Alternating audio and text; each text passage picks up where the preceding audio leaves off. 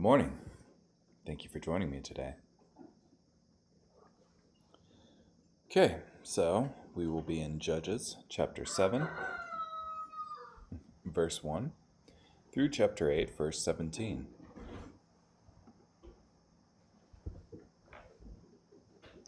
Jerubbaal, that is Gideon, and his men got up the next morning and camped near the spring of Harod. The Midianites were camped north of them near the hill of Moreh in the valley. The Lord said to Gideon, "You have too many men for me to hand Midian over to you. Israel might brag, 'Our own strength has delivered us.' Now announce to the men, 'Whoever is shaking with fear may turn around and leave Mount Gilead.' 22,000 men went home. 10,000 remained. The Lord spoke to Gideon again. 'There are still too many men.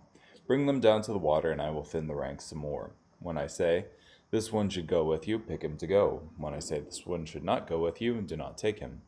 So he brought the men down to the water. Then the Lord said to Gideon, "Separate those who lap the water, as a dog laps, from those who kneel to drink." 300 men lapped. The rest of the men kneeled to drink water. The Lord said to Gideon, "With the 300 men who lapped, I will deliver the whole army, and I will hand Midian over to you. The rest of the men should go home." The men who were chosen took supplies and their trumpets. Gideon sent all the men of Israel back to their homes. He kept only 300 men. Now the Midianites were camped down below in the valley. That night the Lord said to Gideon, "Get up, attack the camp, for I am handing it over to you. But if you are afraid to attack, go down to the camp with Purah, your servant, and listen to what they are saying. Then you will be brave and attack the camp." So he went down with Purah, his servant, to where the sentries were guarding the camp. Now the Midianites, Amalekites, and the people from the east covered the valley like a swarm of locusts. Their camels could not be counted. They were as innumerable as the sand on the seashore. When Gideon arrived, he heard a man telling another man about a dream he had. The man said, "Look, I had a dream. I saw a stale cake of barley bread rolling into the Midianite camp. It hit a tent so hard, it knocked it over and turned it upside down. The tent just collapsed." The other man said, "Without a doubt, this symbolizes the sword of Gideon, son of Joash the Israelite. God is handing Midian and all the army over to him." When Gideon heard the report of the dream and its interpretation, he praised God. Then he went back to the Israelite camp and said, "Get up, for the Lord is handing the Midianite army over to you." He divided the 300 men into 3 units. He gave them all trumpets and empty jars with torches inside them. He said to them, "Watch me and do as I do. Watch closely. I'm going to the edge of the camp. Do as I do. When I and all who are with me blow our trumpets, you also blow your trumpets all around the camp. Then say, 'For the Lord and for Gideon.'" Gideon took 100 men to the edge of the camp at the beginning of the middle watch, just after they had changed the guards. They blew their trumpets and broke the jars they were carrying. All 3 units blew their trumpets and broke their jars. They held the torches in their left hand and the trumpets in their right. Then they yelled, "A sword for the Lord and for Gideon." They stood in order all around the camp. The whole army ran away. They shouted as they scrambled away. When the 300 men blew their trumpets, the Lord caused the Midianites to attack one another with their swords throughout the camp. The army fled to Beth Shittah on the way to Zerah. They went to the border of Abel Meholah near Tabbath. Israelites from Naphtali, Asher, and Manasseh answered the call and chased the Midianites. Now Gideon sent messengers throughout the Ephraimite hill country who announced, "Go down and head off the Midianites. Take control of the fords of the streams, all the way to Beth-barah and the Jordan River." When all the Ephraimites had assembled, they took control of the fords all the way to Beth-barah and the Jordan River. They captured the 2 Midianite generals, Oreb and Zeb. They executed Oreb on the rock of Oreb, and Zeb in the winepress of Zeb. They chased the Midianites and brought the heads of Oreb and Zeb to Gideon, who was now on the other side of the Jordan. The Ephraimites said to him, "Why have you done such a thing to us? You did not summon us when you went to fight the Midianites." They argued vehemently with him. He said to them, "Now what have I accomplished compared to you? Even Ephraim's leftover grapes are better quality than Abieser's harvest. It was to you that God handed over the Midianite generals, Oreb and Zeb. What did I accomplish to rival that?" When he said this, they calmed down. Now Gideon and his 300 men had crossed over the Jordan River, and even though they were exhausted, they were still chasing the Midianites. He said to the men of Succoth, "Give some loaves of bread to the men who are following me, because they are exhausted. I am chasing Zelba, and Zalmunna, the kings of Midian. The officials of Succoth said, "You have not yet overpowered Zeba and Zalmunna, so why should we give bread to your army?" Gideon said, "Since you will not help, after the Lord hands Zeba and Zalmunna over to me, I will thresh your skin with desert thorns and briars." He went up from there to Penuel and made the same request. The men of Penuel responded the same way the men of Succoth had. He also threatened the men of Penuel, warning, "When I return victoriously, I will tear down this tower." Now Zeba and Zalmunna were in Karkor with their armies. There were about 15,000 survivors from the army of the eastern peoples. 120,000 sword-wielding soldiers had been killed. Gideon went up to the road of the nomads, east of Noba and Jogbaha, and ambushed the surprised army. When Zeba and Zalmunna ran away, Gideon chased them and captured the two Midianite kings, Zeba and Zalmunna. He had surprised their entire army. Gideon, son of Joash, returned from the battle by the pass of Heres. He captured a young man from Succoth and interrogated him. The young man wrote down for him the names of Succoth's officials and city leaders, 77 men in all. He approached the men of Succoth and said, "Look what I have, Zeba and Zalmunna. You insulted me, saying, 'You have not yet overpowered Zeba and Zalmunna, so why should we give bread to your exhausted men?'" He seized the leaders of the city along with some desert thorns and briars. He then threshed the men of Succoth with them. He also tore down the tower of Penuel and executed the city's men.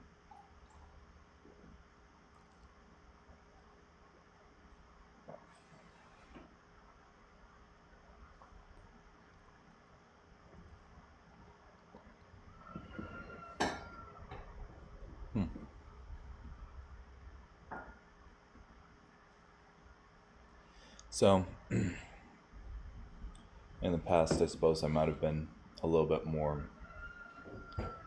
Why did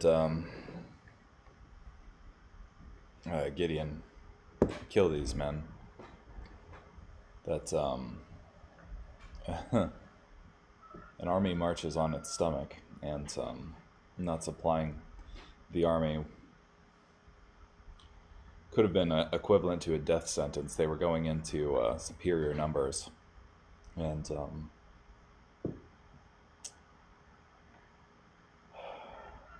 trying to take on superior numbers, and they were exhausted at this point too from chasing them. So it certainly wasn't swinging the odds anymore back in their favor. So it could very well, if God hadn't been supporting Gideon, it could very well have been a death sentence for him. And I suppose that's what the men of Succoth and Penuel thought when they refused to give Gideon bread. They thought, "You're not going to get this guy." So they didn't give him anything. So it was a serious thing they did.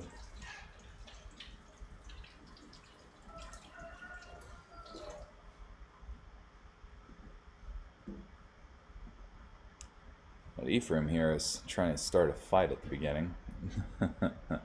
We wanted to fight against the Midianites too. Sure you did.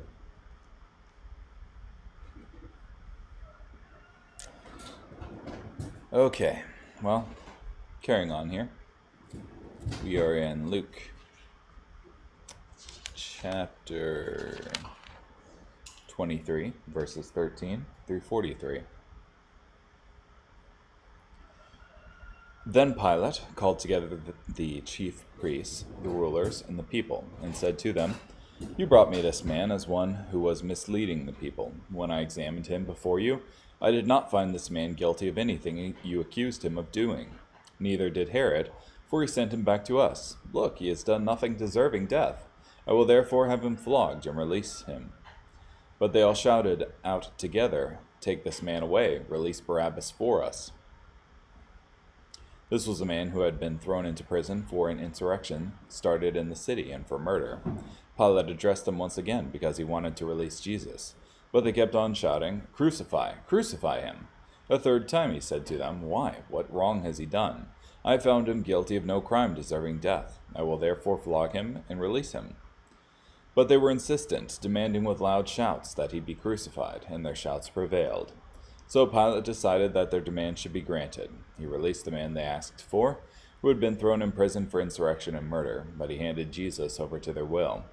As they led him away, they seized Simon of Cyrene, who was coming in from the country. They placed the cross on his back and made him carry it behind Jesus. A great number of the people followed him, among them women who were mourning and wailing for him. But Jesus turned to them and said, "Daughters of Jerusalem, do not weep for me, but weep for yourselves and for your children, for this is certain. The days are coming when they will say, 'Blessed are the barren, the wombs that never bore children, and the breasts that never nursed.' Then they will begin to say to the mountains, 'Fall on us,' and the hills, 'Cover us.' For if such things are done when the wood is green, what will happen when it is dry?" 2 other criminals were also led away to be executed with him. So when they came to the place that is called the Skull, they crucified him there, along with the criminals, one on his right and one on his left. But Jesus said, "Father, forgive them, for they don't know what they are doing." Then they threw dice to divide his clothes. The people also stood there watching, but the rulers ridiculed him, saying, "He saved others, let him save himself, if he is the Christ of God, his chosen one." The soldiers also mocked him, coming up and offering him sour wine, and saying, "If you are the king of the Jews, save yourself." There was also an inscription over him, "This is the King of the Jews." One of the criminals, who was hanging there, railed at him, saying, "Aren't you the Christ? Save yourself and us." But the other rebuked him, saying, "Don't you fear God, since you are under the same sentence of condemnation? And we rightly so, for we are getting what we deserve, what we did. But this man has done nothing wrong." Then he said, "Jesus, remember me when you come into your kingdom." And Jesus said to him, "I tell you the truth, today you will be with me in paradise."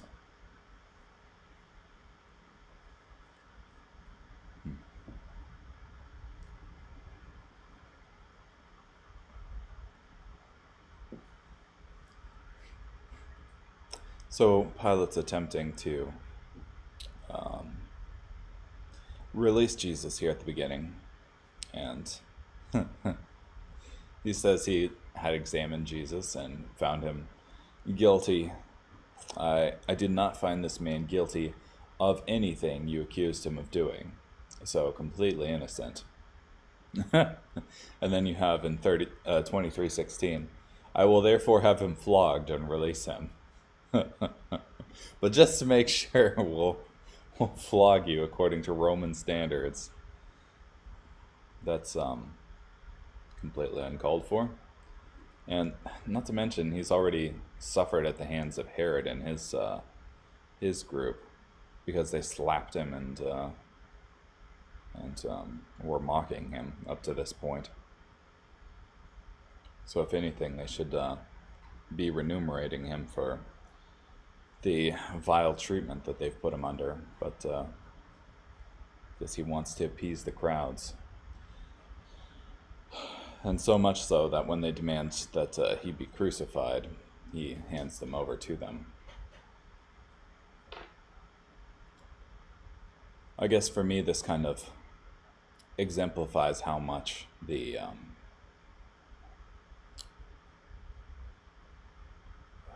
leadership feared an uprising from the people.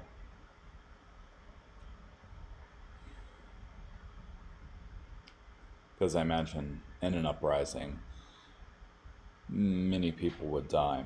So he's like, what's the life of one man in relation to the people that would die in an uprising? So.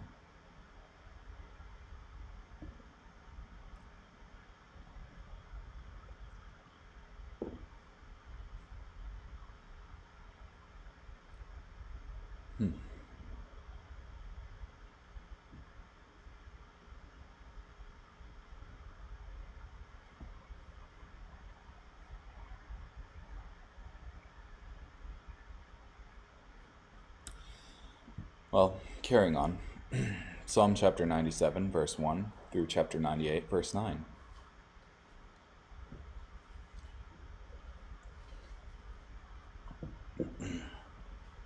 The Lord reigns. Let the earth be happy. Let the many coastlands rejoice. Dark clouds surround him. Equity and justice are the foundation of his throne. Fire goes before him. On every side it burns up his enemies. His lightning bolts light up the world. The earth sees and trembles.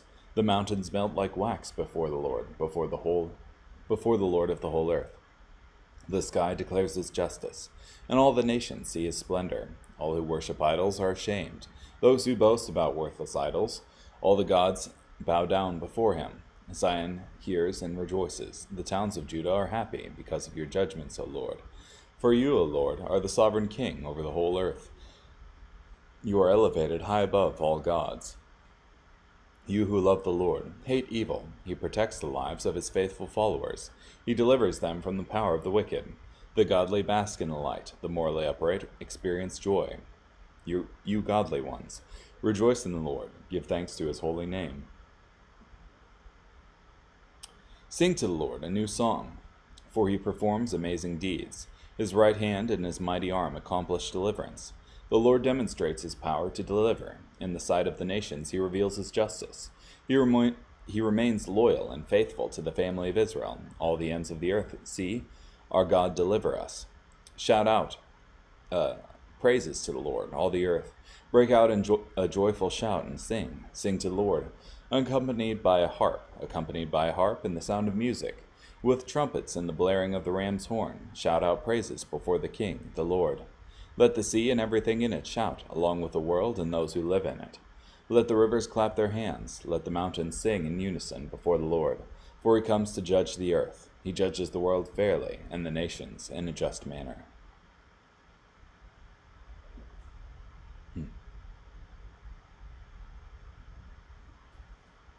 Yeah. And it's not as though these gods that are being mentioned in 97:7 and 97:9 are actual big G gods. That is, divine beings that have power. You can see in 97:7, all who worship idols are ashamed. Those who boast about worthless idols, all the gods bow down before him. These are just worthless idols. That being said, though, something I found interesting lately was that in Judges, I was told that the judges themselves are called Elohim, and this word for gods here, all the gods bow down before him, all the Elohim bow down before him. So, and there's another psalm about that Jesus quotes about, I called you gods, that is, I called you Elohim. These people who have authority in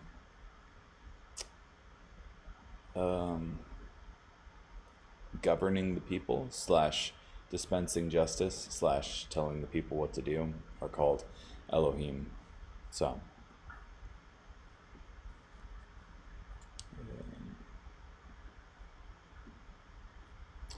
carrying on here, Proverbs chapter 14 verses 7 and 8.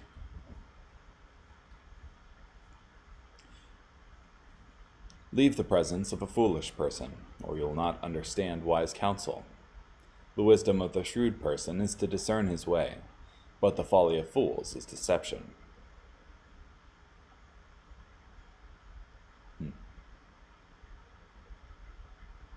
Interesting. The wisdom of the shrewd person is to discern his way. That is, to cut through the fog and see the truth. But the folly of fools is deception. And fools kick more dust into the air, making it harder to see. Sounds like social media.